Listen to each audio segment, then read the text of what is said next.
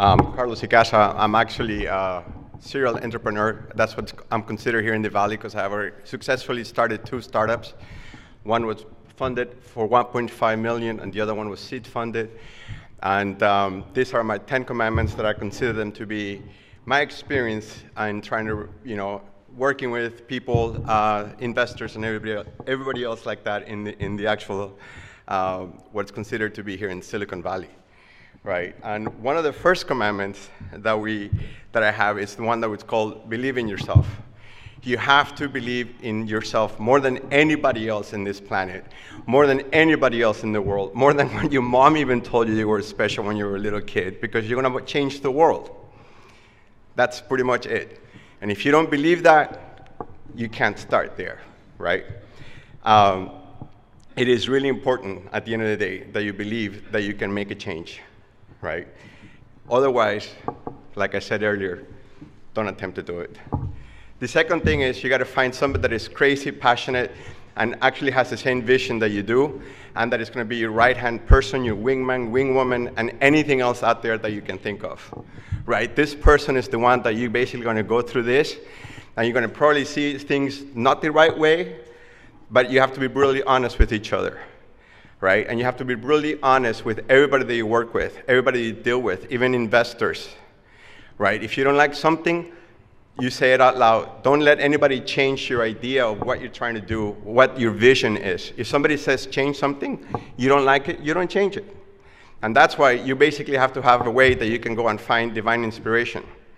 Right? And this is your place that you go to when you are traveling in this journey of trying to raise capital and trying to get your startup going.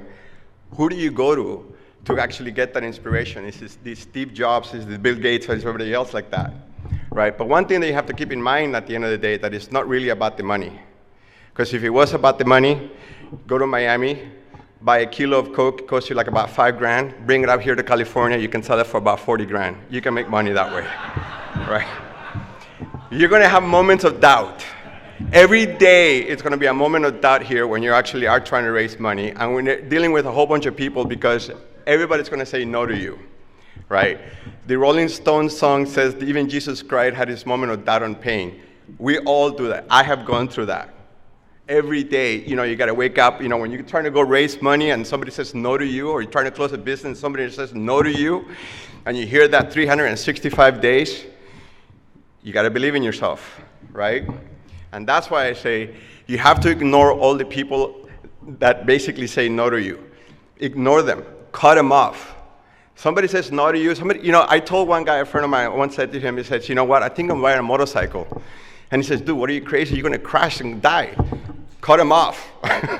Because I want to go around and try to drive the bike. It's not him, So you got to basically ignore all the naysayers. And more importantly, the people you're trying to raise money from, right? And the thing is, you also have to keep it real, right? We all have these illusions that we want to sell the company and become the next Mark Zuckerberg or the next Steve Jobs or the next one, whoever you want to call him, right? But at the end of the day, you're starting this because you want to change the world and you want to make people use your product every day, right? And there's nothing more satisfying when I get emails from people, across the globe, people I never met come up to me and say, you know what, I'm using your product every day and I really, enjoy it, You got to have fun. If you can't laugh at yourself and with the people that you're working with and everybody else, forget it, right? Because it is a hard thing to do when you try to be an entrepreneur and, there are companies, coming out and competing against you and everything else like that. You just got to laugh. And really, at the end of the day, more than anything else in this entire process of trying to, become an entrepreneur in Silicon Valley, it's about the journey. Right?